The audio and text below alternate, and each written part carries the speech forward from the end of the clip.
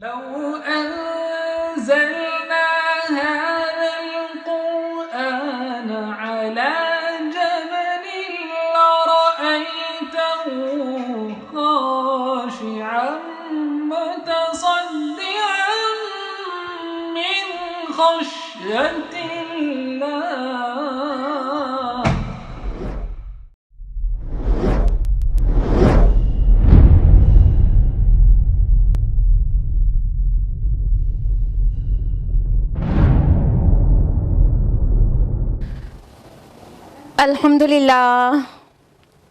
الحمدللہ وحدہ والصلاة والسلام علی من لا نبی بعدہ واعوذ باللہ من الشیطان الرجیم بسم اللہ الرحمن الرحیم وَلَقَدْ يَسَّرْنَا الْقُرْآنَ لِلذِّكْرِ فَهَلْ مِن مُدَّكِرٍ. بسم اللہ الرحمن الرحیم.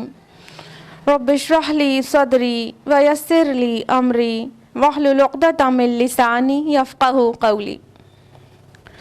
میرے عزیز بہنوں، آپ سبھی کا درس قرآن مجید میں تہہ دل سے خیر مقدم ہے. السلام علیکم ورحمۃ اللہ وبرکاتہ. کیسے ہیں آپ سبھی لوگ؟ اللہ تعالیٰ کرے کہ آپ بخیر عافیت ہوں، خوشحال ہوں. اللہ تعالیٰ آپ کی عمر میں اضافہ کرے اور اللہ تعالیٰ آپ کو اچھا رکھے، آپ کی صحت اچھی رکھے، ساتھ میں آپ کی ایمانی صحت بھی اچھی ہوتی چلی جائے اور آپ دنیا اور آخرت دونوں میں کامیاب ہوں. آمین. درس قرآن مجید میں کون سی سورہ چل رہی تھی؟ جی ہاں، سورہ مریم. اور لاسٹ ویک سورہ مریم کی آیت نمبر 50 تک ہم لوگوں نے مکمل کیا تھا. تو اس سے پہلے کہ آیت نمبر 51 آنورڈز تفصیل سے جانیں، آئیے لاسٹ ویک کا کوئک ریویژن کر لیتے ہیں. تو لاسٹ ویک ہم لوگوں نے آیت نمبر 41 سے 50 کے بیچ کی آیات تفصیل سے جانی تھی، جس کو شارٹ میں ہم آپ کو ریوائز کرائیں گے ٹرانسلیشن سے. اعوذ باللہ من الشیطان الرجیم بسم اللہ الرحمن الرحیم. آیت نمبر 41 ہے: اور تذکرہ کیجئے اس کتاب میں ابراہیم علیہ السلام کا، یقیناً وہ صدیق نبی تھے. اور یاد کیجئے جب ابراہیم علیہ السلام نے اپنے والد سے کہا تھا، ابا جان آپ کیوں بندگی کرتے ہیں ایسی چیزوں کی جو نہ سن سکتی ہے اور نہ دیکھ سکتی ہے اور نہ ہی آپ کے کچھ کام آ سکتی ہے. ابراہیم علیہ السلام کا قصہ شروع ہوا تھا یہاں سے، اور انہوں نے اپنے والد کو کس طرح سے دعوت دی. دیکھیے کس قدر احترام کے ساتھ دعوت دی تھی. آیت نمبر 43 میں فرمایا: یا ابتی انی قد جاءنی من العلم ما لم یأتک فاتبعنی اہدک صراطا سویا. ابا جان یقیناً میرے پاس وہ علم آیا ہے جو آپ کے پاس نہیں آیا، بس آپ میری پیروی کیجئے، میں آپ کو دکھاؤں گا سیدھا راستہ. ابا جان آپ شیطان کی بندگی نہ کیجئے، شیطان یقیناً رحمان کا نافرمان تھا. تو انہوں نے اپنے والد کو اللہ تعالیٰ کی طرف بلایا اور اس کی دلیل کیا دی کہ میرے پاس وہ علم آیا ہے، علم الوحی، جو آپ کے پاس نہیں آیا، اس لیے میں چھوٹا ہو کر بھی آپ کو راستہ میں دکھاؤں گا. سبحان اللہ، یہ الٹی گنگا بہہ رہی ہے. پھر اس کے بعد انہوں نے کہا کہ شیطان کی پیروی نہ کیجیے، یعنی وہ بت پرست تھے آزر. تو انہوں نے کہا شیطان کی بندگی نہ کیجیے، یعنی کہ بتوں کی بندگی نہ کیجیے، اور شیطان ہی یہ سکھاتا ہے بت پرستی. تو فرمایا کہ آپ بتوں کی بندگی نہ کیجیے شیطان کی، شیطان یقیناً اللہ تعالیٰ کا نافرمان ہے، رحمان کا نافرمان ہے. آیت نمبر 45 ہے: ابا جان مجھے اندیشہ ہے کہ رحمان کی طرف سے کوئی عذاب آپ کو آ پکڑے اور پھر آپ شیطان ہی کے ساتھی بن کر رہ جائیں. تو آگے فرمایا ان کے والد نے کیا کہا. اس نے کہا: اے ابراہیم کیا تم کنارہ کشی کر رہے ہو میرے معبودوں سے؟ اگر تم اس سے باز نہ آئے تو میں تمہیں سنگسار کر دوں گا اور تم مجھے چھوڑ کر چلے جاؤ ایک مدت تک. ابراہیم علیہ السلام نے آیت احترام سے اپنے والد کو یا ابتی ہے میرے پیارے ابا جان، اے میرے پیارے ابا جان، بہت ہی احترام سے کہتے جا رہے تھے، بار بار کہتے جا رہے تھے. اس کے باوجود ان کے والد کا جو جواب تھا وہ کس قدر مطلب اکڑ مزاج پتہ چل رہا ہے کہ انہوں نے ان کے احترام کا بھی کچھ خیال نہ کیا، اور جو حق بات کی دعوت دے رہے تھے وہ تو ظاہر ہے وہ اس سے کنوینسڈ تھے ہی نہیں. تو کہا کہ مطلب اتنے احترام کے جواب میں کہا کہ اگر تم اس سے باز نہ آ گئے تو میں تمہیں سنسار کر دوں گا، میں تمہیں جان سے مار دوں گا، یا تم چل جاؤ میرے نظر کے سامنے سے. آگے ابراہیم علیہ السلام نے اس کا جواب پھر بہت احترام سے دیا کہ ابراہیم نے کہا آپ پر سلام، میں اپنے رب سے آپ کے لیے استغفار کرتا رہوں گا اور وہ مجھ پر بڑا مہربان ہے. آگے ہے اور میں کنارہ کشی کرتا رہوں گا آپ سے بھی اور ان سے بھی جنہیں آپ لوگ اللہ کے سوا پوچھتے ہیں، اور میں تو اپنے رب ہی کو پکاروں گا، اور مجھے یقین ہے میں اپنے رب کو پکار کر نامراد نہیں رہوں گا. اس بے رخی کا جواب بھی ابراہیم علیہ السلام نے بہت ہی نرم زبانی سے اور بہت ہی احترام کے ساتھ ہی دیا کہ ٹھیک ہے پھر بھی میں آپ کے لیے اللہ تعالیٰ سے مغفرت مانگتا رہوں گا، اور اللہ تعالیٰ میرے اوپر بہت زیادہ مہربان ہے، اور میں اپنے اور انہوں نے اپنے موقف کو واضح کر دیا کہ میں آپ جو بھی کرنا ہے کر لیجئے، لیکن میں تو آپ کے بتوں سے ہی کنارہ کشی کیے رہوں گا اور اللہ کو ہی صرف پوجوں گا، اسی کو پکاروں گا. اور انہوں نے دلیل بھی دی کہ اپنے پیچھے کے جتنی دعائیں جو قبول ہوئی ہیں اس کی دلیل دی کہ اللہ تعالیٰ سے میں مانگ کر کبھی نامراد نہیں رہا. پھر جب ابراہیم نے ان سب سے کنارہ کشی کر لی اور ان سے بھی جن کی وہ اللہ کے سوا عبادت کرتے تھے، تو ہم نے آپ کو عطا کیا اسحاق اور یعقوب اور ہر ایک کو نبی بنایا، اور ہم نے ان سب کو اپنی خصوصی رحمت کا حصہ عطا فرمایا اور ان کو اعلیٰ درجے کی سچی شہرت عطا فرمائی. ابراہیم علیہ السلام کے متعلق اللہ تعالیٰ نے فرمایا کہ جب انہوں نے کنارہ کشی کر لی، یعنی وہ بت پرستی کو سے بیزار ہو کر نکل گئے اور ہجرت کی اور سب گھر بار چھوڑ دیا، عراق سے شام کی طرف چلے گئے، تو ابراہیم علیہ السلام کو اللہ رب العالمین نے یہ اتنی قربانیوں کے بدلے میں اسحاق علیہ السلام یہاں پر ذکر آیا ہے، اسماعیل علیہ السلام کا یہاں پر تو آیا نہیں ہے، آگے آیا ہے، تو بولا اسحاق علیہ السلام اللہ تعالیٰ نے عطا کیا، اور یعقوب علیہ السلام آیا جو کہ ان کے پوتے تھے ابراہیم علیہ السلام کے، تو ان سبھی کو نبی بنایا اور ان کی جنریشن میں آگے تک بھی نبوت رکھی اور سچی شہرت عطا کی. ہم نے لاسٹ ویک آپ کو تفصیل سے بتایا تھا کہ سچی شہرت کا کیا کیا معنی ہے. آپ دیکھیں جیوز، کرسچنز اینڈ مسلم سارے کے سارے لوگ جو کہ 2/3 پاپولیشن ہے پوری ورلڈ کی، وہ سارے لوگ ابراہیم علیہ السلام کو بہت ہی احترام سے یاد کرتے ہیں. تو یہ ہے ابراہیم علیہ السلام اور ان کی ذریت کی سچی شہرت. لاسٹ ویک ہم لوگوں نے یہیں تک کیا تھا، اب ہم لوگ آیت نمبر 51 آنورڈز آج تفصیل سے جانیں گے. تو گیٹ ریڈی. اعوذ باللہ من الشیطان الرجیم، بسم اللہ الرحمن الرحیم. واذکر فی الکتاب موسیٰ انہ کان مخلصا وکان رسولا نبیا. اور کتاب میں تذکرہ کیجئے موسیٰ علیہ السلام کا، یقیناً وہ تھے خاص کیے گئے اور وہ تھے رسول نبی. اللہ تعالیٰ نے اب اللہ اپنے رسول سے فرمایا کہ اب آپ کتاب میں موسیٰ علیہ السلام کا ذکر کیجئے. اس سے پہلے ہم لوگ کس کا ذکر سنتے پڑھتے چلے آئے. اس سے پہلے زکریا علیہ السلام کا، یحییٰ علیہ السلام کا، عیسیٰ علیہ السلام کا، پھر ابراہیم علیہ السلام کا، اور مختصر میں نام آیا اسحاق علیہ السلام اور یعقوب علیہ السلام کا بھی، اور اب موسیٰ علیہ السلام کا تذکرہ ہے.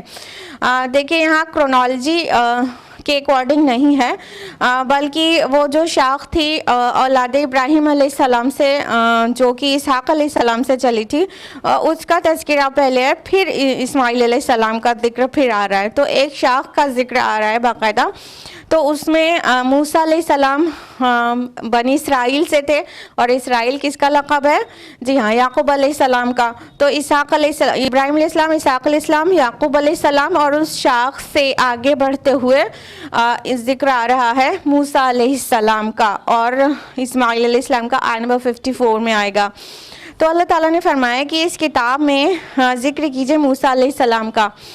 دیکھیے اس کتاب میں ذکر کیجئے کا مطلب ہے کہ اس کتاب میں سے پڑھ کر سنا دیجئے، ورنہ ذکر تو اللہ سبحانہ تعالیٰ نے خود ہی کر دیا کتاب میں، اور نبی صلی اللہ علیہ وسلم کو یہ حکم تھا کہ آپ اس کتاب کی مدد سے ان کے سامنے ذکر کریے، اس کتاب سے آپ ان کو بھی بتا دیجئے۔ تو موسیٰ علیہ السلام کے متعلق کہا گیا انہو کان مخلصا وکان رسولا نبیا، کہ یقیناً وہ خاص کیے گئے تھے، مخلص تھے۔ یہاں مخلصا آیا ہے، مخلص ورڈ ہے، مخلص نہیں ہے۔ مخلص کا معنی ہوتا ہے خاص کیا گیا، چن لیا گیا، تو اسپیشل کوئی۔ تو اللہ تعالیٰ نے موسیٰ علیہ السلام کو بہت سارے معنی میں خاص کیا تھا، بہت سارے معنی میں، جیسا کہ سورہ طٰہٰ میں ابھی اگلی سورہ میں ڈیٹیل میں آنے لگے گا، اور یہ بات کہ ان کو اللہ تعالیٰ نے خاص کیا تھا وہ سورہ طٰہٰ کی آیت نمبر 41 میں بھی آئے گی۔ اور ان کے بچپن سے جو تذکرہ ہے، موسیٰ علیہ السلام کے بچپن سے جو بھی تذکرہ ہے قرآن حکیم میں، وہ سارا ہی تذکرہ یہ بتاتا ہے کہ موسیٰ علیہ السلام کو اللہ تعالیٰ نے بچپن سے ہی خاص کر لیا تھا۔ دیکھیے ان کی پیدائش ہوتی ہے اور بنی اسرائیل کو کہ اس وقت سارے بیٹوں کو قتل کر دیتا تھا فرعون، اور بیٹیوں کو ہی چھوڑتا تھا، لیکن موسیٰ علیہ السلام اس سے بچ جاتے ہیں۔ کہنے کا مطلب موسیٰ علیہ السلام کو قتل نہیں کر پاتا ہے، اور کس طرح اللہ نے ان کو خاص کیا، ان کی والدہ کو وحی کی، ان کی والدہ کو اللہ تعالیٰ نے یہ سمجھ دی کہ کیا کرنا ہے۔ انہوں نے اپنے چھوٹے سے معصوم بچے کو دریا میں ڈال دیا، اور وہ دریا میں سے بہتے ہوئے فرعون کے محل تک پہنچ گئے، اور فرعون کے گھر میں وہاں جا کر انہوں نے پرورش پائی، جہاں سے بنی اسرائیل کو ختم کیا جا رہا تھا، ان کے بیٹوں کو قتل کیا جا رہا تھا، اسی محل میں جا کے موسیٰ علیہ السلام کی پرورش ہوتی ہے۔ سبحان اللہ، تو کتنے خاص ہیں۔ صرف اتنا ہی نہیں، موسیٰ علیہ السلام بہت زیادہ خوبصورت سے تھے، یعنی جو بھی ان کو دیکھتا تھا وہ بچپن میں اتنے پیارے، اتنے کیوٹ تھے کہ وہ جو بھی ان کو دیکھتا تھا اس کو اتنی محبت آ جاتی تھی کہ کوئی ان کو نقصان پہنچانے کی سوچتا بھی نہیں تھا۔ تو اس طرح موسیٰ علیہ السلام کو ایسے دیکھنے میں بھی اللہ تعالیٰ نے اتنا خوبصورت بنا دیا، تو بچپن میں اس طرح سے خوبصورت بنایا، اور پھر دشمن کے محل میں رہ کے شہزادے کی طرح ان کی پرورش ہو رہی ہے۔ سبحان اللہ۔ پھر اس کے بعد وہ وہاں سے نکلتے ہیں، جب ایک کو مکہ مار دیتے ہیں اور وہ مر جاتا ہے، تو وہاں سے جب مصر سے ان کو نکلنا پڑتا ہے تو مدین جاتے ہیں، اور مدین سے جب لوٹتے ہیں تو اللہ تعالیٰ نے ان سے کلام کیا، تو وہاں پر بھی خاص بنا دیا۔ اللہ تعالیٰ نے موسیٰ علیہ السلام سے کلام کیا، ہر ایک سے نہیں کیا۔ یہ پریویلیج ہمارے پیارے نبی محمد رسول اللہ صلی اللہ علیہ وسلم کو بھی ملا ہے، لیکن عالم بالا پر جانے کے بعد جب رسول اللہ صلی اللہ علیہ وسلم معراج پر گئے تھے تو وہاں پر اللہ سبحانہ تعالیٰ نے ہمارے پیارے نبی صلی اللہ علیہ وسلم سے بھی کلام کیا تھا، لیکن روئے زمین پر کسی سے بھی اگر کلام کیا ہے تو وہ موسیٰ علیہ السلام۔ اس طرح موسیٰ علیہ السلام خاص تھے، تو اللہ تعالیٰ نے ان کو مخلص بنا لیا تھا، خاص کر لیا تھا، اور فرمایا وہ رسول اور نبی تھے۔ پچھلے ہفتے ہم نے آپ کو بہت تفصیل سے بتایا تھا کہ دو اصطلاحات آئی ہیں اس سورہ میں، ایک صدیقہ نبیہ، ایک رسول نبیہ، اور ہم نے پورے تفصیل سے آپ کو بتایا تھا کہ صدیقہ نبی کیا جن رسولوں اور نبیوں کے لیے آیا ہے، ان کا جو پرسنالٹی ٹائپ ہے وہ انٹروورٹ پرسنالٹی ہے، اور رسول النبیہ جن رسولوں کے لیے آیا ہے موسیٰ علیہ السلام اور اسماعیل علیہ السلام کے لیے آیا ہے، تو ان کی پرسنالٹی ٹائپ ہے ایکسٹروورٹ پرسنالٹی ٹائپ، اور ہم نے آپ کو ڈیٹیل میں بتایا تھا کہ جو بات ہم کہہ رہے ہیں وہ کس طرح سے ثابت ہوتی ہے۔ تو اللہ تعالیٰ نے موسیٰ علیہ السلام کو ایکسٹروورٹ ٹائپ کی پرسنالٹی دی تھی، لائک وہ بہت زیادہ متحرک تھے، فعال تھے، بہت ایکٹیو تھے، اور بہت جلالی اور بہت شان والے تھے۔ دیکھیے نا، ایک مکہ مار دیا تھا، مر گیا تھا وہ قبطی۔ تو اس طرح سے موسیٰ علیہ السلام کی جو پرسنالٹی ٹائپ تھی وہ ایکسٹروورٹ پرسنالٹی تھی، اور اس کے علاوہ यहाँ पर जो रसूल और नबी वर्ड एक साथ आ गया, इसको भी समझना चाहिए, क्योंकि कुछ अल्फाज कुरान मजीद में ऐसे हैं जो इंटरचेंजेबली यूज़ होते हैं एक दूसरे की जगह, लेकिन जब वो साथ में आ जाते हैं, एक साथ जमा हो जाएं, तो उसमें कुछ ना कुछ डिफरेंस रहता है। जैसे मोमिन और मुस्लिम, ये ऐसे तो इंटरचेंजेबली यूज़ होता है, मोमिन को मुस्लिम और मुस्लिम को मोमिन कहते हैं, लेकिन जब मोमिन और मुस्लिम एक साथ आ जाए तो फिर उसका कोई मतलब होता है कि कुछ तो डिफरेंस है जो एक साथ आ गया। तो इसी तरह रसूल और नबी आम तौर पर कुरान और हदीस में जहाँ पर इस्तेमाल हुआ है वो मतलब इंटरचेंजेबली भी यूज़ हुआ है, और रसूल भी उसी माना में, नबी भी उसी माना में, ऐसा भी इस्तेमाल होता रहा है, लेकिन यहाँ पर एक साथ आ गया। जब एक साथ आ गया तो मुफस्सिरीन और मुहक्किकीन को फ़िक्र हुई उसमें डिफरेंस तलाशने की, लिहाजा एक मुफस्सिरीन की और मुहक्किकीन की एक बड़ी तादाद इसमें डिफरेंस तलाश करने में लग गई। यहाँ तक कि बहुत सारे अक़वाल हैं, बहुत सारी मतलब इसकी एक्सप्लेनेशन है, लेकिन जो सबसे ज़्यादा रेलिवेंट मालूम होता है वो हम आपको बताएंगे।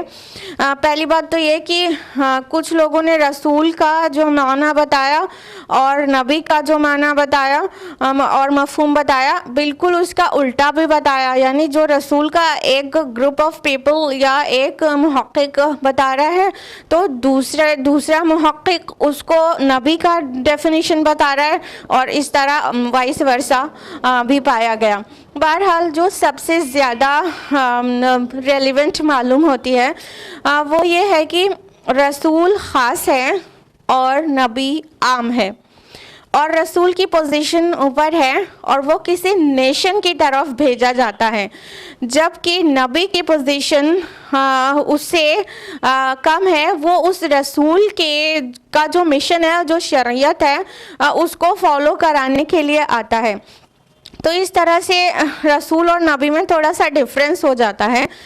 और ये भी मुफस्सिरीन और मुहक्किकीन ने कहा कि रसूल अल्लाह ताला के हमेशा ही गालिब होते हैं और वो शहीद नहीं हो सकते दुनिया में, और जो नबी हैं उनको उनकी कुफार की तरफ से और दुश्मनान की तरफ से शहीद भी किया गया है। लेकिन रसूल दुनिया में भी गालिब होता है, अल्लाह ताला ने रसूलों को गालिब होने के लिए भेजा है, और जबकि कुछ नबियों की शहादत भी हुई है।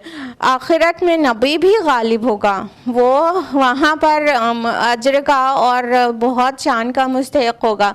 लेकिन दुनिया में कुछ नबियों को कत्ल किया गया, लेकिन रसूलों को कोई कत्ल नहीं कर सकता। ईसा अलैहिस्सलाम एक रसूल थे, लिहाजा जब ईसा अलैहिस्सलाम के दुश्मन उनको कत्ल करने के इरादे से आए तो अल्लाह सुब्हानहू व तआला ने उनको ज़िंदा उठा लिया। ईसा अलैहिस्सलाम का रफ़ा समावी भी इस बात की दलील है कि वो रसूल कत्ल नहीं होता है। तो इस तरह थोड़ा थोड़ा डिफरेंस हो गया। और लुग़वी जो माना अगर देखेंगे तो रसूल रसला से है, जिसका माना होता है पैगंबर, मैसेंजर, पैगाम को पहुंचाने वाला। ये अल्लाह सुब्हानहू व तआला की तरफ से जिन इंसानों में से, बशर में से एक इंसान को अल्लाह ने ख़ास किया वही नाजिल करने के लिए, तो उसको रसूल कहा गया कुरान हकीम में। साथ ही वो बशर रसूल के पास अल्लाह का मैसेज पहुंचाने के लिए जिस फरिश्ते को अल्लाह सुब्हानहू तआला ने चूज़ किया उसको भी रसूल कहा गया कुरान हकीम में। यानी ये जो मैसेंजर्स हैं अल्लाह सुब्हानहू तआला के, वो बशर रसूल हैं, और जो मलाइका हैं, जो फरिश्ते हैं, लेकिन वो भी मैसेज डिलीवर करने का काम जिन्होंने किया वो रसूल मलक है। तो ये रसूल बशर میں ہمارے پیارے نبی اور دیگر انبیاء اور دیگر رسول وہ رسول بشر، اور جو فرشتے پیغام پہنچانے کا، پیغام رسانی کا کام کرتے ان کو رسول ملک کہہ سکتے ہیں۔ لہٰذا رسول کی ڈیفینیشن تو یہ ہو گئی میسنجر، جو پیغام رسانی کرے۔ نبی ورڈ نبا سے ہے جس کا معنی ہوتا ہے خبر، تو نبی کا معنی ہوا خبر دینے والا۔ نبی ورڈ بعض کے نزدیک نبو سے ہے جس کا معنی ہوتا ہے رفعت اور بلندی، تو اس طرح نبی کا معنی ہوا بلندی والا، رفعت والا۔ اور نبی کا معنی کچھ لوگ یہ بھی کہتے ہیں کہ نبی سے ہے جس کا معنی ہوتا ہے راستہ، طریق، the way۔ تو اس طرح سے پھر نبی کا معنی ہو گیا جو راستہ دکھائے، جو اللہ کی طرف راستہ دکھائے۔ لہٰذا نبی کے یہ تمام معنی قابل قبول ہیں، خبر دینے والا، بلندی والا، راستہ دکھانے والا۔ تو لغوی معنی کے اعتبار سے، لٹرل میننگ کے اعتبار سے یہ ڈفرینس آ رہا ہے۔ ایک حدیث ہے جو کہ احمد اور حاکم کی روایات میں ہے، حالانکہ اس کی سند ضعیف ہے، لیکن وہ ریپیٹڈلی حدیث ملنے کی وجہ سے اس کا ضعف کم ہو جاتا ہے۔ اس حدیث کے متعلق بھی رسول اور نبی کا ڈفرینس اس حدیث سے بھی پتہ چلتا ہے، اور اس میں یہ ہے کہ اللہ تعالیٰ نے 313 رسول بھیجے ہیں، یا 315 دوسری روایت میں 313 یا 315 رسول بھیجے ہیں، اور 1,24,000 انبیاء نبی بھیجے ہیں۔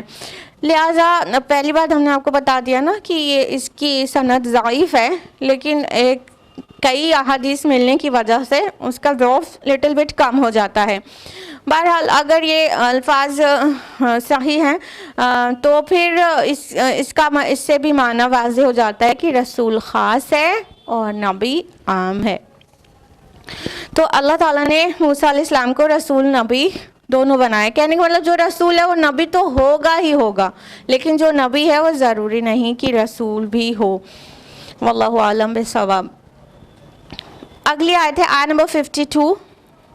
وَنَادَيْنَاهُ مِن جَانِبِ الطُّورِ الْأَيْمَنِ وَقَرَّبْنَاهُ نَجِيًّا، اور ہم نے انہیں پکارا طور کی دائیں جانب سے اور انہیں اپنے قریب کیا سرگوشی کے لیے۔ اللہ سبحانہ و تعالیٰ نے موسیٰ علیہ السلام کو یہ پریویلیج دیا تھا کہ ان کے ساتھ کلام کیا، تو ان کو کلام کرنے کے لیے اللہ تعالیٰ نے کوہ طور کی یہاں پر آیا ہے جانب طور الایمن، یعنی طور دائیں جانب سے اللہ تعالیٰ نے ان کو پکارا۔ تو یہ کب ہوا تھا؟ جب موسیٰ علیہ السلام ایک عرصہ مدین میں گزار کر واپس مصر آ رہے تھے اپنی فیملی کو لے کر، تو مدین سے مصر کی طرف آتے ہوئے موسیٰ علیہ السلام جس وے پر تھے تو ان کی دائیں جانب کوہ طور تھا، تو اس لیے کہا گیا کہ طور کے دائیں جانب، یا بعض نے کہا کہ موسیٰ علیہ السلام کے دائیں جانب تھا، کیونکہ پہاڑ کا اپنا کوئی دایاں بایاں جانب نہیں ہوتا، تو ایک تو جس وے پر چل رہے تھے موسیٰ علیہ السلام اس سے دائیں جانب مطلب لیا جا سکتا ہے، یا تو موسیٰ علیہ السلام کے دائیں جانب ایسا مطلب لیا جا سکتا ہے۔ تو اللہ تعالیٰ نے فرمایا کہ ہم نے ان کو پکارا طور کی دائیں جانب سے اور انہیں اپنے قریب کیا سرگوشی کے لیے۔ اللہ سبحانہ و تعالیٰ نے موسیٰ علیہ السلام کو اتنا خاص بنایا تھا، وَكَلَّمْنَاهُ مُوسَىٰ تَكْلِيمًا، اور ہم نے موسیٰ سے کلام کیا۔ تو اللہ تعالیٰ نے موسیٰ علیہ السلام سے کلام کرنے کے لیے اور ان کے اوپر وحی نازل کرنے کے لیے موسیٰ علیہ السلام کو پکارا، جبکہ وہ مدین سے مصر کی طرف آ رہے تھے، راستے میں تھے، اپنی فیملی کے ساتھ تھے، اور اللہ تعالیٰ ان کو منصب رسالت پر فائز کرنا چاہتا تھا۔ تو ان سے سرگوشی کیا کی، ان سے جو بات تھی وہ کیا کی، وہ اس کی تفصیلات آئے گی اگلی سورہ میں، سورہ طٰہٰ میں۔ وَوَهَبْنَا لَهُ مِن رَحْمَتِنَا أَخَاهُ هَارُونَ نَبِيًّا، اور ہم نے انہیں عطا کیا اپنی رحمت سے ان کے بھائی ہارون کو نبی بنا کر۔ یہ ہارون علیہ السلام کو نبی بنا دینا ہاں پہلے سے نہیں تھا، بلکہ یہ موسیٰ علیہ السلام کی ریکویسٹ پر تھا۔ یہ اللہ سبحانہ تعالیٰ نے موسیٰ علیہ السلام کی درخواست کو مان لیا اور ان کو ہارون علیہ السلام کو نبی بنا دیا۔ حالانکہ ہارون علیہ السلام موسیٰ علیہ السلام سے عمر میں کافی بڑے تھے، موسیٰ علیہ السلام چھوٹے تھے، لیکن اللہ تعالیٰ نے موسیٰ علیہ السلام کو منصب رسالت پر فائز کیا اور ان کو فرعون کی طرف بھیجا اور بنی اسرائیل کو ریلیز کرنے کے لیے کہا۔ تو اس منصب پر اللہ تعالیٰ نے موسیٰ علیہ السلام کو فائز کیا تھا، لیکن چونکہ موسیٰ علیہ السلام کا ایک جرم ان کے ہاں ریکارڈڈ تھا مصر میں قبطیوں کے ہاں، کہ انہوں نے جو دو لوگ جھگڑا کر رہے تھے تو ایک کو مکہ مار دیا تھا تو وہ مر گیا تھا قبطی، تو اس بات سے موسیٰ علیہ السلام کو ڈر تھا کہ کہیں میرے نام تو ایک مطلب جرم ان کا میرا جرم ایک ان کے ہاں ریکارڈڈ ہے تو وہ میری بات نہیں سنیں گے۔ دوسرا موسیٰ علیہ السلام کی زبان میں لکنت تھی، تھوڑا سٹامرنگ تھی، تو وہ سٹامرنگ کی وجہ سے بھی تھوڑا ہچکچا رہے تھے کہ میں ایک سٹامرر ہوں اور میں میسج دوں گا تو وہ بات پوری طرح سے پہنچ پائے نہ پہنچ پائے۔ تو موسیٰ علیہ السلام نے اللہ سبحانہ تعالیٰ سے مخصوص ریکویسٹ کی کہ اللہ پاک میرے بھائی ہارون کو میرا سپورٹنگ بنا دیجئے۔ تو اللہ تعالیٰ نے ان کی یہ درخواست کو قبول کر لیا اور ان کے بڑے بھائی کو ہارون علیہ السلام کو ان کے لیے ہیلپر بنا دیا، ان کا کمفرٹر بنا دیا، ان کا سپورٹر بنا دیا اور ان کو نبی بنا دیا۔ لیکن پھر بھی موسیٰ علیہ السلام رسول تھے اور ہارون علیہ السلام نبی تھے، وہ ان کے ہیلپر تھے۔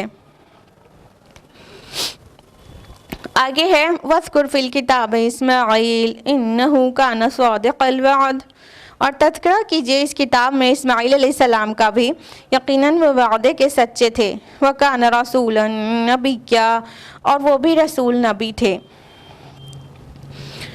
اللہ تعالیٰ نے فرمایا کہ اب اس کتاب میں تذکرہ کیجئے اسماعیل علیہ السلام کا، اور اسماعیل علیہ السلام کا مزاج بھی کیسا تھا؟ رسولاً نبیہ، ایکسٹروورٹ ٹائپ کی پرسنالٹی تھی ان کی، اور بہت فعال اور متحرک تھے اور ڈائنامک نیچر کے تھے، اور شکار کرنا پسند کرتے تھے، بہت ایکٹیو اور بہت جیسے باہر گھومنا پسند کرتے ہیں ایکسٹروورٹس، تو اس طرح کی پرسنالٹی کے مالک تھے۔ لیکن ایکسٹروورٹ ہونے کے ساتھ ساتھ دیکھیے یہاں پہ کیا آیا کہ صادق الوعد، وہ وعدے کے سچے تھے۔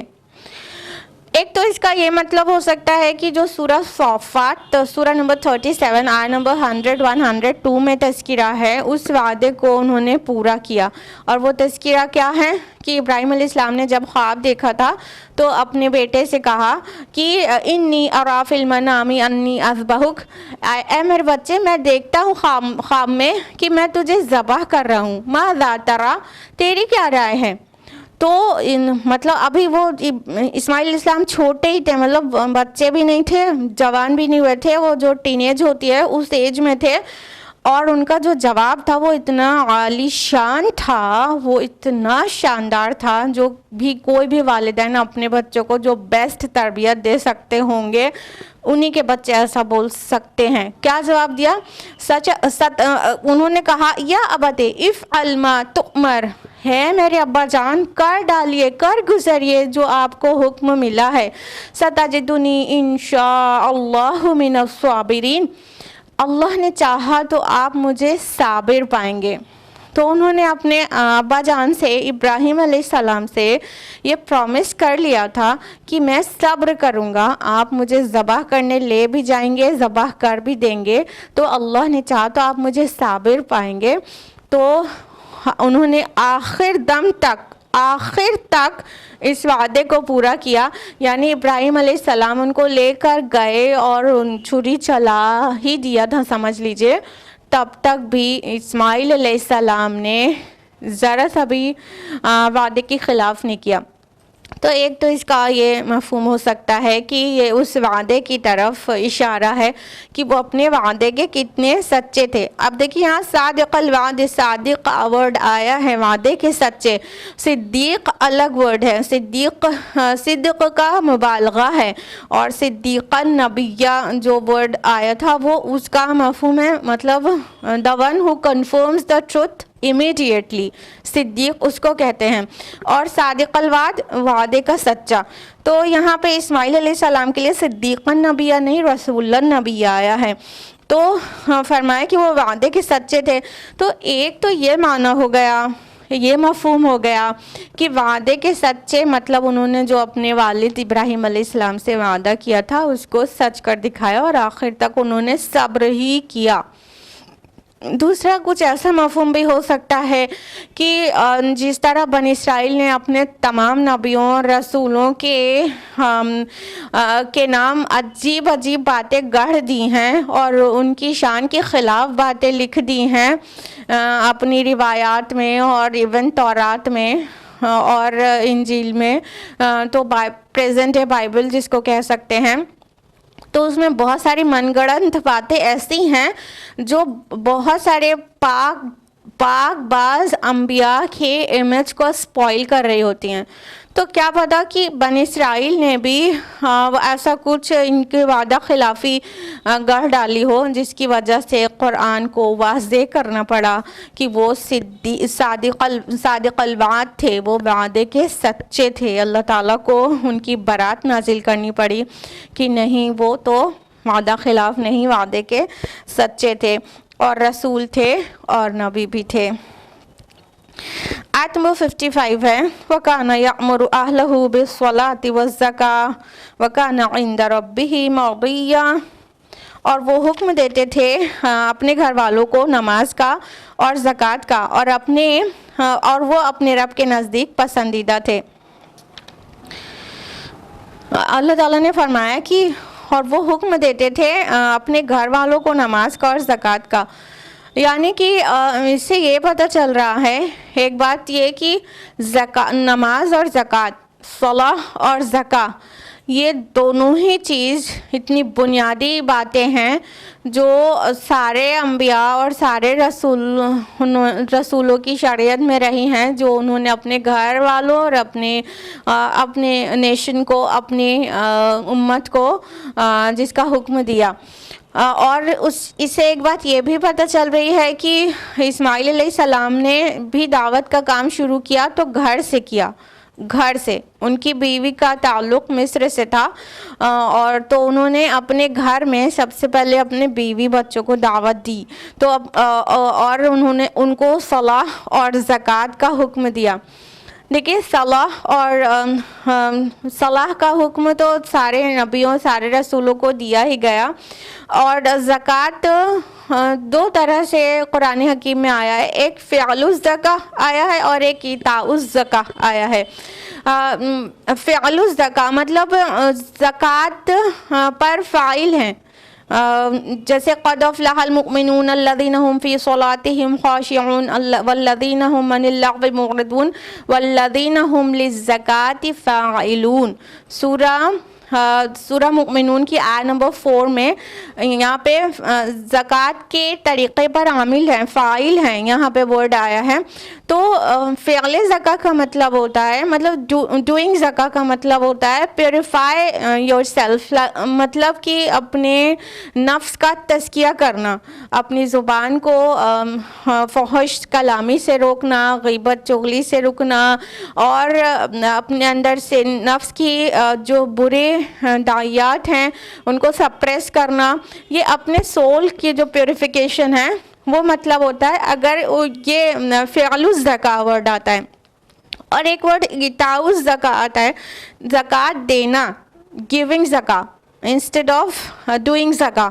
تو ایتاء الزکاۃ یعنی گیونگ زکاۃ، اس کا مطلب ہوتا ہے spending in the way of اللہ، اللہ کی راہ میں مال خرچ کرنا. تو اس طرح سے یہاں پر جو الفاظ آ رہے ہیں وہ صرف اتنا آ رہا ہے وَكَانَ يَأْمُرُ أَهْلَهُ بِالصَّلَاةِ وَالزَّكَاةِ، وہ اپنے گھر والوں کو صلاح اور زکوٰۃ دونوں کا حکم دیتے تھے. تو اس میں دونوں کی گنجائش ہے کہ وہ زکوٰۃ فعل الزکاہ کا بھی کہ ڈوئنگ زکاہ اور ایتاء الزکاہ یعنی گیونگ زکاہ، اس میں دونوں کی گنجائش بن رہی ہے کہ وہ اپنے گھر والوں کو اپنے نفس کا تزکیہ کرنے کے لیے بھی کہتے تھے اور اللہ کی راہ میں مال خرچ کرنے کے لیے بھی کہتے تھے. اور اس سے بھی پہلے کا کیا حکم ہے؟ صلاح قائم کرنے کے لیے، نماز ادا کرنے کے لیے کہتے تھے.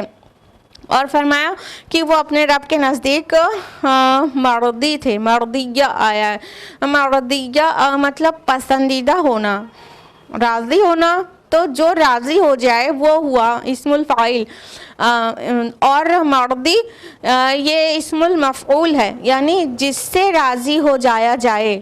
تو اللہ تعالیٰ نے ان کو مرضیہ کہا، یعنی اللہ تعالیٰ ان سے راضی تھا اور اپنے رب کے نزدیک وہ مطلب beloved تھے، پسندیدہ تھے. اگلی آیت ہے آیت نمبر 56. فرمایا وَاذْكُرْ فِي الْكِتَابِ ادریس، اور تذکرہ کیجیے کتاب میں ادریس کا بھی. اِنَّهُ كَانَ صِدِّيقًا نَبِيًّا، یقیناً وہ صدیق نبی تھے. اب اللہ سبحانہ تعالیٰ فرما رہے کہ اس قرآن حکیم میں کے ذریعے آپ اے نبی تذکرہ کیجیے ادریس کا. دیکھیے ادریس علیہ السلام کا ذکر یہاں پر ملتا ہے اور واضح ہے کہ وہ نبی تھے، وہ صدیق نبی تھے. تو ادریس علیہ السلام کے متعلق مختلف اقوال ملتے ہیں. ایک قول یہ ہے کہ یہ بنی اسرائیل میں سے تھے، لیکن جو مور ریلائبل اوپینین ہے وہ یہ ہے کہ ادریس علیہ السلام واز این اینشنٹ پروفٹ. وہ آدم علیہ السلام کے بعد اور نوح علیہ السلام سے پہلے رسول مبعوث ہوئے تھے. اس ٹائم پر شیس علیہ السلام کا بھی ذکر تورات میں ہے اور ادریس علیہ السلام کا ذکر بھی تورات میں ہے، لیکن ہنوک نام سے، اینوک، تو ENOCH. تو ان کے متعلق جو باتیں آتی ہیں اس میں مفسرین اور محققین یہ سمجھ پائے ہیں کہ یہ ادریس علیہ السلام کے متعلق وہ باتیں ہیں، یعنی جو ہنوک نبی تھے وہ ایکچولی ادریس علیہ السلام تھے.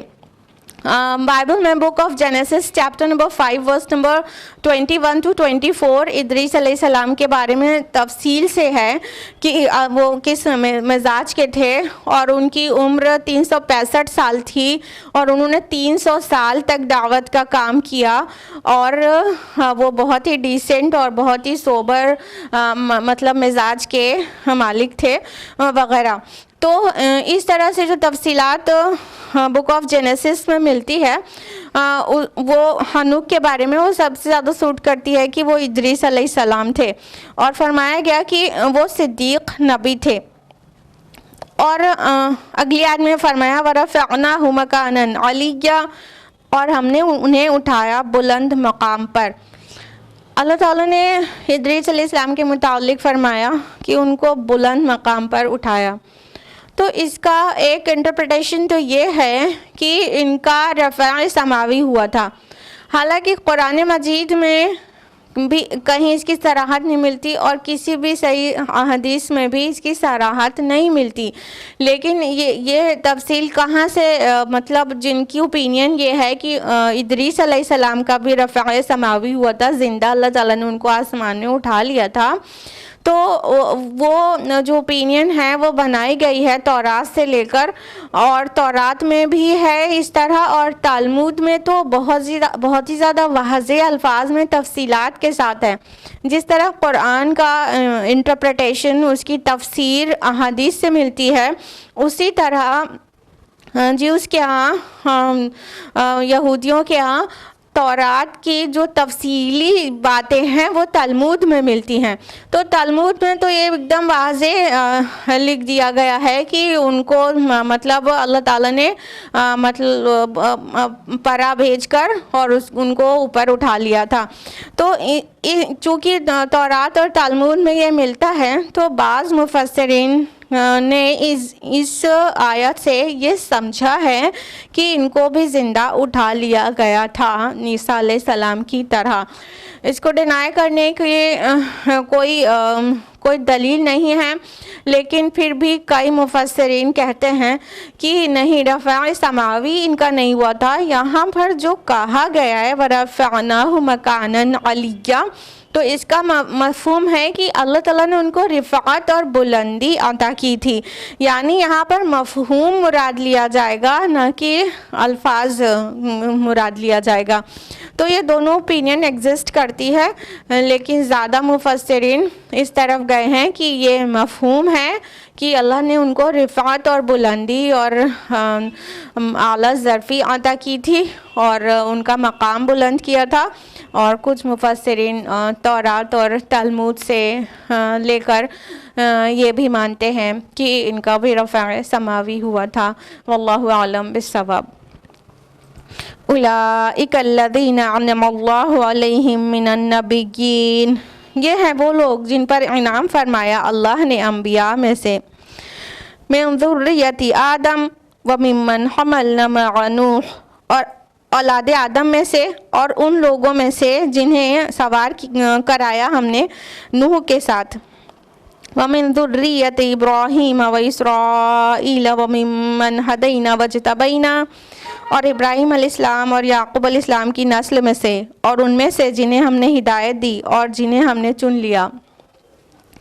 اذا تتلی علیہم آیات الرحمن خروا سجدا وبکیا، جب تلاوت کی جاتی ان پر رحمان کی آیات تو وہ گر پڑتے اللہ کی جناب میں سجدہ کرتے ہوئے اور روتے ہوئے۔ اللہ تعالیٰ فرما رہے ہیں کہ ہیں وہ لوگ جن پر انعام فرمایا اللہ تعالیٰ نے انبیاء میں سے، یعنی ابھی زکریا علیہ السلام سے شروع ہوتے ہوئے ادریس علیہ السلام تک جتنے انبیاء کا ذکر کیا گیا، اللہ تعالیٰ ان سب کے متعلق کہہ رہے ہیں کہ یہ ہیں وہ لوگ جن پر اللہ نے انعام کیا ہے انبیاء میں سے۔ لاسٹ ویک ہم نے آپ کو بتایا تھا اللہ تعالیٰ نے کن پر انعام کیا ہے، اور کوٹ کی تھی آپ کو سورہ نساء سورہ نمبر 4 آیت نمبر 69 آیت نمبر 69۔ اللہ تعالیٰ نے فرمایا وَمَن يُطِعِ اللَّهَ وَرَسُولَهُ، اور جو بھی اطاعت کرتا ہے اللہ کی، جس نے بھی اطاعت کی اللہ کی اور رسول کی، فَأُولَئِكَ مَعَ الَّذِينَ أَنْعَمَ اللَّهُ عَلَيْهِم مِّنَ النَّبِيِّينَ وَالصِّدِّيقِينَ وَالشُّهَدَاءِ وَالصَّالِحِينَ وَحَسُنَ أُولَئِكَ رَفِيقًا۔ اللہ تعالیٰ نے فرمایا جو بھی اللہ اور رسول کی اطاعت کرتا ہے وہ ان لوگوں کے ساتھ ہوگا جن پر اللہ نے انعام فرمایا، اور انعام کن پر فرمایا، ان میں سے کیٹیگری نمبر 1 ہے، یعنی ہائیسٹ جو رینک ہے وہ ہے انبیاء، پھر صدیقین، پھر شہداء، پھر صالحین، یعنی بیس لائن صالحین کی ہے اور ٹاپ موسٹ پوزیشن انبیاء کی ہے۔ تو یہاں پر تو صرف انبیاء کا ذکر ہوا، تو اس لیے یہاں پہ کہا جا رہا ہے یہ جو جتنا تذکرہ ہوا یہ ہے وہ لوگ جن پر اللہ نے انعام فرمایا انبیاء میں سے۔ تو یہ اللہ تعالیٰ کے منعم، اللہ تعالیٰ منعم، اور یہ اللہ تعالیٰ کے انعام سے انعام پائے ہوئے وہ لوگ تھے جو نبی تھے، تو یہ ان تمام انبیاء کے متعلق کہا گیا۔ اور یہ بھی کہا گیا کہ یہ اولاد آدم میں سے ہیں تھے اور ان لوگوں کی نسلوں میں سے جن کو نوح کے ساتھ سوار کیا تھا۔ تو آدم کی اولاد کا مطلب ہو گیا، سمجھ لیجئے ادریس علیہ السلام کا تذکرہ ہو رہا ہے، یعنی یہاں پر جن انبیاء کا ذکر ہوا ہے وہ کس کی اولاد تھے اس کو ڈیوائڈ کرتے ہیں ہم لوگ۔ تو آدم علیہ السلام کی اولاد میں سے ادریس علیہ السلام ہو گئے، جیسا کہ ہم نے آپ سے کہا کہ یہ نوح علیہ السلام سے پہلے کے اینشنٹ پروفٹ تھے نا، تو بہت پرانے، اور بعض کے نزدیک 1000 سال بھی پہلے نوح علیہ السلام سے، اور بعض کے نزدیک نوح علیہ السلام کی مطلب سے بہت نسل ان کی قریب تھی۔ بہرحال یہ اتنا تو ہے کہ نوح علیہ السلام سے پہلے کے تھے۔ تو ان کے لیے سمجھ لیجئے یہ بات ہو گئی کہ آدم علیہ السلام کی نسل سے تھے۔ تو یہ والی جو اوپینین ہے کہ ادریس علیہ السلام بنی اسرائیل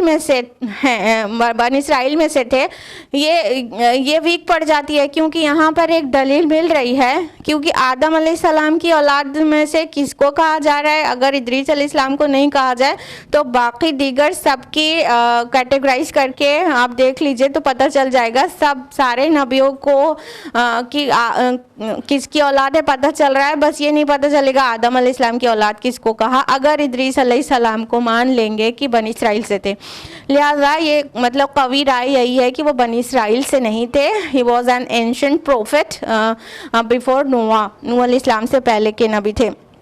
تو آدم علیہ السلام کی اولاد میں سے تھے، سمجھ لیجئے ادریس علیہ السلام کے لیے کہا گیا۔ نوح علیہ السلام کی اولاد میں سے کس کو کہا گیا؟ ظاہر بات ہے ابراہیم علیہ السلام کو کہا گیا۔ اور ذریت ابراہیم اور اسرائیل کن کو کہا گیا؟ ابراہیم علیہ السلام کی ذریت میں سے یہاں پر اسحاق علیہ السلام کا ذکر بھی آیا ہے، اور اسماعیل علیہ السلام کا بھی ذکر آیا ہے۔ اور اسرائیل کی ذریت میں سے کس کا ذکر آیا ہے؟ یہاں پر موسیٰ علیہ السلام کا ذکر بھی آیا ہے، اور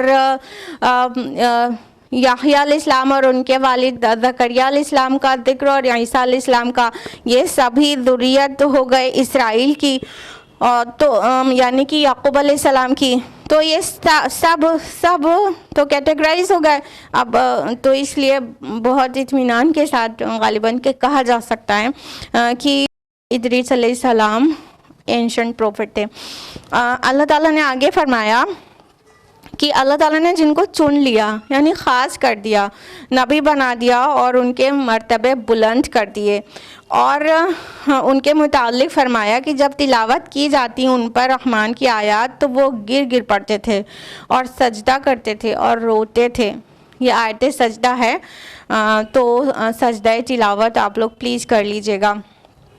تو اللہ تعالیٰ کہ یہ انبیاء چاہے جتنے بھی زیادہ مطلب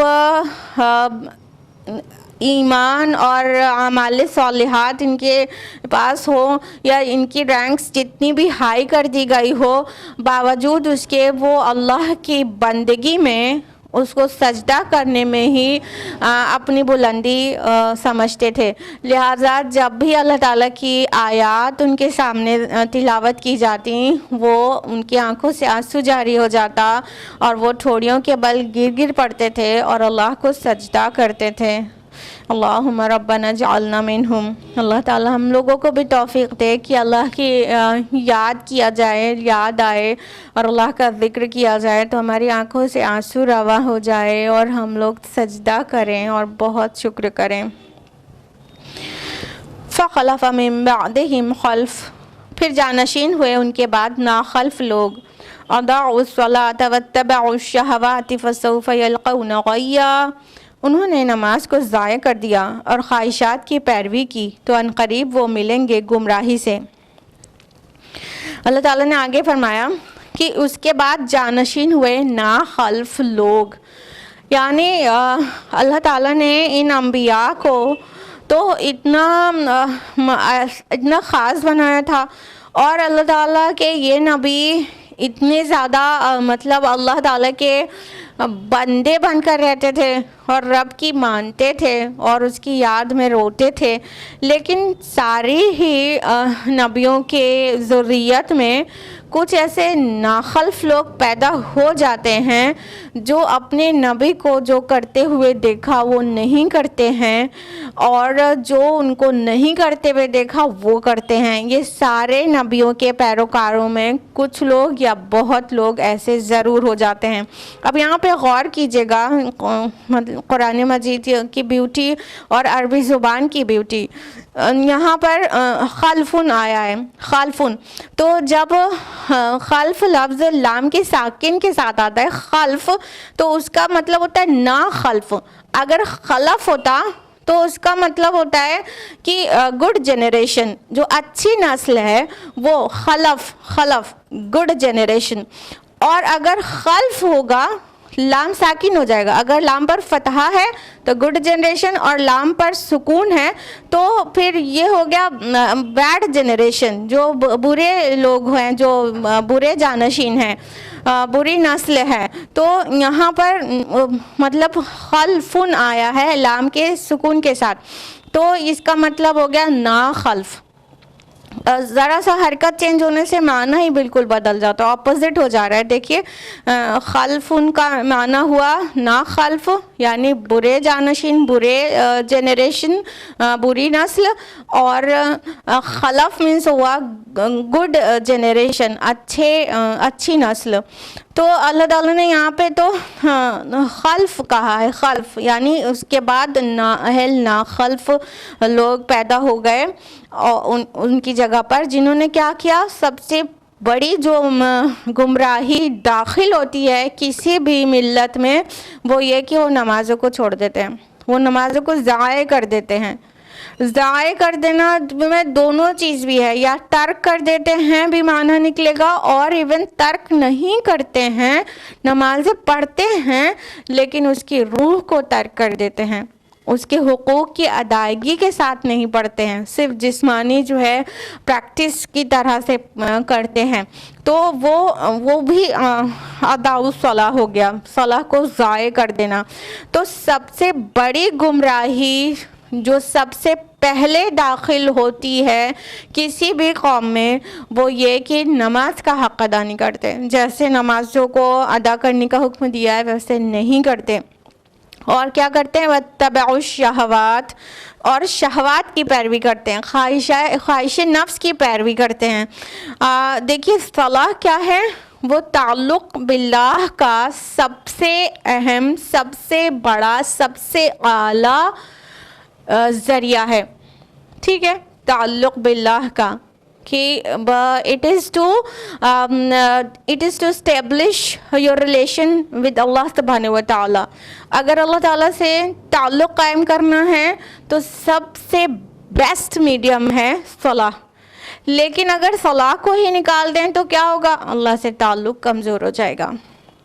تو جب اللہ سے تعلق کمزور ہو جائے گا تو اس کا الٹیمیٹ کانسیکوینس جو ہوگا وہ ہوگا اتباع شہوات، خواہش نفس کی پیروی ہونے لگے گی. جب تعلق باللہ اسٹرانگ رہے گا تو خواہش نفس کی پیروی نہیں، رب اور رسول کی پیروی اور فرمانبرداری ہوگی. لیکن جب اللہ سے ہی تعلق منقطع ہو گیا یا ویک ہو گیا تو پھر خواہش نفس کی ہی پیروی ہوگی. تو یہ شہوات کی پیروی کرنے لگے، صلاح چھوڑی، اللہ سے تعلق ویک ہو گیا، پھر کٹ ہی گیا. پھر اب کیا بچا کہ خواہش نفس کی پیروی کرنے لگے. اور خواہش نفس کی اندھا دھند پیروی تو اس طرح ہے کہ اللہ تعالیٰ نے فرمایا ارائیت من اتخذ الہہ ہوا، کہ اے نبی کیا آپ نے اس کو نہیں دیکھا جس نے اپنی خواہش نفس کو اپنا معبود بنا لیا ہے. اللہم لا تجعلنا منہم. خواہش نفس کی مکمل پیروی، مکمل اطاعت، یہ کیا ہے، نفس کی اطاعت، یہ کیا ہے، اس کی بندگی کرنا ہے.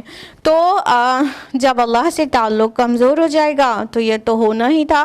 تو انہوں نے کیا کیا، پھر نفس کی پیروی کی، اور پھر فرمایا یلقون غیا، وہ جلد ملیں گے، فسوف یلقون غیا، وہ جلد ملیں گے گمراہی سے. اب صلاح ترک کر دیا یا اس کو ضائع کر دیا اور خواہش نفس کی پیروی کرنے لگے تو گمراہ تو ہو ہی گئے. اب کیوں کہا جا رہا ہے کہ جلد ملیں گے گمراہی سے؟ ایکچولی کئی بار عربی زبان میں یہ انداز اختیار کیا جاتا ہے کہ جو کانسیکوینس ہے اسی کو اس کا ذریعہ بتا دیا جاتا ہے، اسی کو اسے ڈائریکٹ ریلیٹ کر دیا جاتا ہے. اب یہاں پہ کیا ہے کہ اس کا جو اداء الصلاح و اتباع الشہوات، اس کا جو کانسیکوینس ہے جو اس کا نتائج برآمد ہوں گے وہ گمراہی ہوں گے. تو جو یہاں پر کہا جا رہا ہے کہ وہ گمراہی سے جلد ملیں گے، یعنی اس کے جو برے نتائج ہیں اس سے جلد ان کی ملاقات ہو جائے گی. وہ سارے برے نتائج اس کے عنقریب دیکھ لیں گے، گمراہی بھرے. تو اس طرح صلاح کے متعلق صلاح کو ترک کرنے کے متعلق یہاں پر آیا، اور اس سے پہلے اسماعیل علیہ السلام اور عیسیٰ علیہ السلام کے متعلق آیا کہ انہوں نے صلاح اور زکوٰۃ کا حکم دیا. لہٰذا اس سورہ میں بار بار صلاح کی اہمیت پتہ چل رہی ہے. إِلَّا مَن تَابَ وَآمَنَ وَعَمِلَ صَالِحًا فَأُولَٰئِكَ يَدْخُلُونَ الْجَنَّةَ وَلَا يُظْلَمُونَ شَيْئًا، سوائے ان کے جنہوں نے توبہ کی اور وہ ایمان لائے اور انہوں نے نیک اعمال کیے تو وہی لوگ جنت میں داخل ہوں گے اور ان پر قطعاً کوئی ظلم نہیں کیا جائے گا. اب اللہ سبحانہ تعالیٰ فرما رہے ہیں کہ یہ جو گمراہی سے جو جلد ان کی ملاقات ہوگی ان میں ایکسیپشن کون سے ہیں؟ الا من تاب، جس نے توبہ کی. ہوتا ہے انسان کبھی خواہش نفس غالب آ جائے تو غلطی ہو جاتی ہے، گناہ ہو جاتا ہے، قدم پھسل جاتے ہیں، ڈگمگا جاتا ہے انسان. تو اگر قدم ڈگمگانے کے بعد واپس انسان توبہ کر لے تو وہ گناہگار ایسا ہے جیسے اس نے گناہ کیا ہی نہیں. اور سب سے اچھا گناہگار وہ ہے جو گناہ کر کے توبہ کر لے. تو جو لوگ توبہ کر لیتے ہیں گویا وہ اپنی تجدید ایمان کر لیتے ہیں، کیونکہ حدیث میں آتا ہے نا کہ کوئی بھی چور حالت ایمان میں چوری نہیں کرتا، کوئی بھی زانی حالت ایمان میں زنا نہیں کرتا. تو اس طرح پتہ یہ چلتا ہے کہ جب انسان کے اندر ایمان موجود ہے تو اس وقت وہ گناہ کمٹ نہیں کرتا نا، بلکہ جب وہ گناہ کرتا ہے، رب کی نافرمانی کرتا ہے تو اتنی دیر کے لیے ایمان دل سے نکل جاتا ہے، اور وہ گناہ سے جب فارغ ہو جاتا ہے تو وہ ایمان واپس تب آتا ہے. تو اگر ایمان کے واپس آنے کے بعد انسان توبہ کر لے تو اٹ از لائک تجدید ایمان، رینیول آف ایمان، رینیول آف فیتھ. تو سب سے ضروری چیز یہ ہے ایک مسلمان کے لیے کہ اگر کبھی بھی اس کے قدم ڈگمگا گئے ہیں تو وہ غلطی کر بیٹھا ہے تو توبہ کر لے، اور فوری توبہ تو ضروری قبول ہوتی ہے، اور سچی توبہ تو توبۃ النصوح ہمیشہ ہی قبول ہوتی ہے. تو اللہ تعالیٰ نے فرمایا جنہوں نے توبہ کی اور وہ ایمان لائے، یعنی گناہ سے فارغ ہوئے تو ایمان واپس آ جاتا ہے نا. تو توبہ کرنے کے بعد اپنا تجدید ایمان کر لیا اور انہوں نے نیک اعمال کیے، یعنی عمل کو گواہی دینا چاہیے کہ توبہ سچی ہے. اگر توبہ صرف زبانی ہے تو اپنے اعمال کی اصلاح نہیں کرے گا بندہ، اور پھر وہ اس گناہ کو ریپیٹ کرے گا، بار بار کرے گا، تو کس بات کی توبہ ہے؟ لیکن اگر کوئی غلطی کرے، ریئلائز کرے اور توبہ کرے تو اس میں سچی توبہ کی ایک شرط یہ بھی ہے نا کہ آئندہ اس گناہ کو ریپیٹ نہیں کریں گے، اس بات کا عزم کرے اور اپنے اعمال کو صالح کر لے. یعنی اب وہ غلطی یا برائی چھوڑ دے تو اس کے اعمال کے جو تبدیلی ہے اچھائی کی طرف وہ کیا ہے؟ یہ سچی توبہ کی اپنے آپ میں نشانی ہے. تو یہاں پر دیکھیے شرط کے جیسا آ رہا ہے کہ توبہ کی اور ایمان لائے اور انہوں نے نیک اعمال کیا، یعنی اب اپنے اعمال کو صالح کر لیا، وہ گندی عادت کو چھوڑ دیا تو وہ داخل ہوں گے جنت میں اور ان پر قطعاً ظلم نہیں کیا جائے گا. یعنی کہ اللہ تعالیٰ ذرہ برابر کا بھی ان کے اوپر ظلم نہیں کرے گا کہ جو توبہ سے معاف کر دیا تھا پھر بھی اس کی پنشمنٹ دے دے، یا تو پھر ان کے کوئی نیک اعمال کا کوئی ایک پوائنٹ بھی چھوٹ جائے ریکارڈ ہونے سے جس کا اجر نہ ملے وغیرہ وغیرہ. کسی قسم کا بھی ظلم نہیں ہوگا. جنات عدن التی وعد الرحمن عبادہ بالغیب، انہیں ملیں گے عیش و دوام کے باغات جن کا وعدہ کیا تھا رحمان نے اپنے بندوں سے غیب میں. انہ کان وعدہ مأتیا، یقیناً اس کا وعدہ تو پورا ہونے ہی والا ہے. اب اللہ تعالیٰ اس ریوارڈ کو فردر ایلیبوریٹ کر رہے ہیں کہ جنت میں کیا ملے گا. جنت عدن ایک جنت کا ایک گریڈ ہے. تو جنت عدن ملے گا. اور اگر اس کا معنی لیا جائے کہ عدن کا معنی کیا ہوتا ہے تو ہمیشگی ہوتا ہے. تو یہاں عدن بمعنی قیام کے ہے, یعنی ان کو قائم ہونے والی جنت, ہمیشگی والی جنت ملے گی. والآخرۃ خیر وابقی, سورہ اعلیٰ سورہ نمبر 67 آیت نمبر 17 کی, اور آخرت بہت بہتر اور بہت باقی رہنے والی ہے. تو جنت کی جو نعمتیں ہوں گی نا وہ باقی رہنے والی ہوں گی, ہمیشگی والی ہوں گی, کبھی چھننے والی نہیں ہوں گی. تو اللہ تعالیٰ فرما رہے ہیں کہ وہ جنتیں ملیں گی جس کا وعدہ ان سے کیا گیا تھا اللہ کی طرف سے غیب میں. یعنی اللہ تعالیٰ نے وہ ساری چیزوں کو غیب رکھا تھا, پھر بھی وہ ایمان لائے اور اس غیبی وعدہ جس کو دیکھا نہیں کبھی, اس غیبی وعدے اللہ نے جو غیب میں وعدہ کیا تھا اس کو چیز کیا. اور اللہ تعالیٰ اپنے وعدے کے خلاف نہیں کرتا. تو بندے نے بنا دیکھے اس کی کوشش کی تو اللہ تعالیٰ اس کا ریوارڈ اس کو دے گا. دیکھیں بقرہ میں شروع میں ہی آ جاتا نا, الف لام میم ذالک الکتاب لا ریب فیہ ھدی للمتقین الذین یؤمنون بالغیب, جو ایمان لاتے ہیں غیب پر. تو غیب پر ایمان لاتا ہے بندہ تو اللہ تعالیٰ کو بہت زیادہ پسند ہے, بہت زیادہ پسند ہے یہ بات کہ دیکھا بھی نہیں بندے نے اللہ کو اور میری جنت کو, میری جہنم کو, پھر بھی میرے دیدار کی خواہش کرتا ہے, مجھ سے ڈرتا ہے اور جنت میں جانا چاہتا ہے اور جہنم سے بچنا چاہتا ہے. یہ بات اللہ تعالیٰ کو بہت پسند ہے, ایک حدیث کی روشنی میں بتا رہے ہیں. تو فرمایا کہ اللہ کا وعدہ تو پورا ہونا ہی تھا, یعنی اللہ تعالیٰ نے جو ان سے وعدہ کیا ہے جنت کا وہ ان کو یقیناً پورا کرے گا. سورہ توبہ سورہ نمبر 9 آیت نمبر 111 میں اللہ تعالیٰ نے فرمایا کہ نا مومنین کی جان اور ان کے اموال اللہ تعالیٰ نے جنت کے بدلے خرید لیے ہیں.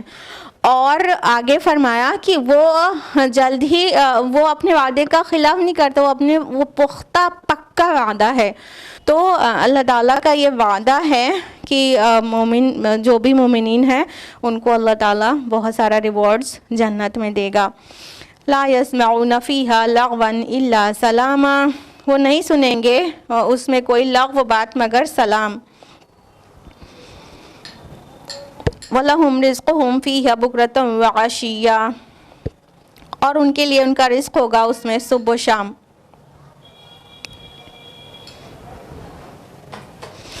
اللہ تعالیٰ نے آگے فرمایا کہ اس میں کوئی لغو بات وہ نہیں سنیں گے, یعنی کہ کوئی بھی وین ٹاک نہیں ہوگی وہاں پر جنت میں. کوئی بھی کان کو جو چیز اچھی نہیں لگتی, ایک مومن اور ایک صالح بندے کو جو چیز دنیا میں مطلب ناگوار ہوتی ہے اس طرح کی کوئی بھی چیز جنت میں نہیں ہوگی. سب سے ہلکی ناگواری یہ ہے کہ انسان کو کوئی ایسی ویسی بات سننے کو مل جائے, کوئی غیبت کر رہا ہے, کوئی چغلی کر رہا ہے, کوئی تانے دے رہا ہے, تو مومن بندہ پریشان ہوتا ہے کہ مطلب لغو چیز اور غلط چیز, گناہ کی چیز, جیسے میوزک سے بچنا چاہتا ہے پھر بھی کہاں بچ سکتا ہے. ابھی سڑک پہ جا رہے ہیں اور کوئی اپنی وہیکل میں تیز میوزک لگا کے ساتھ میں جا رہا ہے تو سنائی تو پڑتا ہی ہے. تو اس طرح کا کوئی بھی کلمہ, کوئی بھی ورڈ جو لغو ہو, وین ہو, بالکل برا ہو, ناپسندیدہ ہو, وہ وہاں پر نہیں سنیں گے. بلکہ وہاں کیا سنیں گے, صرف سلام ہی سلام. ایک تو سلام یہاں پہ گریٹنگ سلام کی بھی بات ہو رہی ہے, ظاہر بات ہے فرشتے آئیں گے جائیں گے سلام کریں گے اور جنتی ایک دوسرے سے آپس میں سلام کریں گے, اللہ تعالیٰ اپنا سلام بھیجے گا. اور یہاں سلام بمعنی سلامتی بھی ہے, یعنی کوئی کمی, کوئی نقص, کوئی برائی, کوئی عیب, کوئی ٹینشن, کوئی الجھن سے پاک سچویشن جو ہے وہ بھی ان کو ملے گی. اور وہ جو بھی چیز سنیں گے وہ ہر چیز مسلم سلامتی ہوگی. اور فرمایا ان کے لیے رزق ہے صبح و شام. تو رزق کو پھر صرف जन्नत के अंगूर और अनार और मुर्ग मुसल्लम तक महदूद मत करिएगा। रिज़्क़ में सबसे जो जन्नत का जो सबसे आला रिज़्क़ है वो ज़ाहिर बात है अल्लाह रब्बुल आलमीन का दीदार है, तो वहाँ पर उनको दीदार इलाही नसीब होगा। अल्लाहुम्मा रब्बना जअलना मिनहुम तिलकल जन्नतुल्लती नूरिसु मिन इबादिना मन कान तक़िया। ये है वो जन्नत जिसका हम वारिस बनाएंगे अपने बंदों में से उनको जो मुत्तक़ी होंगे। अल्लाहुम्मा रब्बना जअलना मिनहुम, अल्लाहुम्मा रब्बना जअलना मिनहुम, अल्लाहुम्मा रब्बना जअलना मिनहुम। या अल्लाह हमें भी उनमें से बना ले। अल्लाह ताला फरमा रहे हम उनको वारिस बनाएंगे अपने उन बंदों को जो मुत्तक़ी होंगे, जिनके दिलों में तक़वा होगा, जो दिखावे वाला अमल नहीं करते होंगे कि नमाज रोज़ा तो कर लें, सारी सोसाइटी को दिख रहा है, लेकिन दिल में अल्लाह से नहीं डरें, जब वो अकेले हों तो गुनाह करें। ऐसों के लिए जन्नत नहीं है। जन्नत किसके लिए है? जिसके दिल के अंदर तक़वा है। अत्तक़वा हुना, अत्तक़वा हुना, अत्तक़वा हुना। तक़वा दिल में है यहाँ पर, तो जिसके दिल में तक़वा है उसके लिए ये रिवॉर्ड है जन्नत का, और उसमें वो बंदे जाएंगे और उसको वारिस कहा गया। तो वारिस क्यों कहा जाता है जन्नत का? हसन बसरी रहमहुल्लाह बहुत अच्छा सा इसका एक्सप्लेनेशन देते हैं कि जिस तरह एक इंसान को अपने वालिदैन से जो मिरास में जो चीज़ें मिलती हैं उसके लिए सिर्फ उनसे रिश्ता ही होना काफ़ी रहता है कि उनकी नस्ल से हैं, उसको मेहनत नहीं करनी पड़ी होती है उसके लिए। तो उसी तरह जन्नत जो है वो इंसान के अमल का बदला नहीं है कि इंसान सोचे हमने इतनी तगोदौ की दुनिया में अल्लाह ताला के कहने पर तो हमारे अमाल का, नेक अमाल का बदला है। नहीं, अल्लाह के रसूल की वाज़ेह हदीस से पता चलता है कि जन्नत खाली अपने अमल के बदले में नहीं मिल सकती जब तक अल्लाह ताला की रहमत साया ना कर ले। तो जन्नत जो है वो अल्लाह ताला के रहमत और फ़ज़ल के एवज़ मिलेगी, ना कि अपने अमाल का बदला है। जन्नत जितनी खूबसूरत है उतने अमल तो हम लोग दुनिया में करके गए भी नहीं रहेंगे। तो इसलिए जन्नत के वारिस कहा जाता है। उलाइका हुमुल वारिसून, ये वे वारिस होंगे किसके? फिरदौस के। अल्लज़ीना हुम यरिसून अल फिरदौस हुम फीहा खालिदून, सूरह मुमिनून में। तो ये वारिस है फिरदौस के। तो यहाँ पे भी नूरिसु आया है, यानी वो इनका जन्नत का वारिस बनाएंगे, यानी कि वो अपनी तगोदौ अपनी मेहनतों के बदले में एक्चुअली नहीं पाएंगे, अल्लाह ताला उनको अपने फज़ल से देगा, इसलिए वो वारिस हैं जन्नत के। हाँ, ये था आज का दर्स कुरान। हम आज यहीं मुकम्मल करते हुए रुकू यहीं पर रुकेंगे। अगले हफ्ते इंशाअल्लाह फिर मुलाकात होगी। आज के लिए इतना ही। अल्लाह रब्बुल आलमीन से दुआ है कि वह हमसे और आपसे कबूल करे, और अल्लाह ताला हमको और आपको कुरान पढ़ने, समझने, गौर व फ़िक्र करने, गौताज़नी करने, अमल करने और गैरों तक पहुँचाने की तौफ़ीक़ अता फ़रमाए। आमीन। वाखिर दावाना अनिल हम्दुलिल्लाहि रब्बिल आलमीन। वस्सलामु अलैकुम वरहमतुल्लाहि वबरकातुहू।